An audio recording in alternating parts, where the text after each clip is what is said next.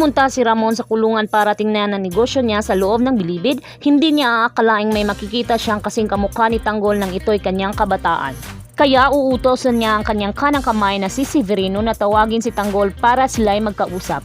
Hindi mawari ni Ramon ang kanyang nararamdaman kay Tanggol dahil tila matagal na sila magkakilala nito. Maraming itatanong si Ramon kay Tanggol nang sila'y pinagtagpo. Alam ni Ramon na magkakasundo silang dalawa. Hindi alam ni Tanggol na sa pagkrus ng kanilang landas ng tunay niyang ama na si Ramon ay siyang susi upang siya'y makalaya sa kulungan. Pero bago pa malaman ng dalawa na sila'y mag-ama, magiging tapat na tauhan ni Ramon si Tanggol dahil gagawin niya itong tagapagmahala ng kanyang negosyo sa loob ng bilibid habang siya'y wala. Samantalang kahit na si Mokang ay nakatira sa marangyang buhay at siya'y buhay prinsesa, hindi pa rin siya masaya dahil alam niya na ang magpapasaya sa kanya ay ang kanyang iniibig na si Tanggol.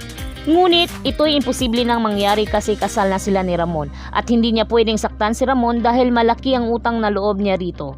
Kaya pipilitin niyang mahalin si Ramon at kakalimutan si Tanggol.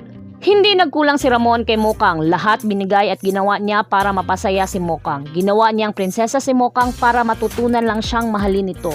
Nililigawan niya ito araw-araw para lang mapaibig niya ang kanyang asawa dahil alam niyang napipilitan lang si Mokang para sa ikakabuti ng kanyang pamilya, lalong-lalo na sa kanyang ama. Sa kabilang banda, malalaman ni Ramon na si David ay nagpapanggap lamang, kaya mag-iisip siya ng paraan upang mapaamin kung sino ang totoong salarin kung bakit nagpapanggap si David na kanyang anak. Uutusan ni Ramon si Severino na pahirapan si David upang isumbong kung sino ang nag-utos sa kanya na gawin ang pagpapanggap.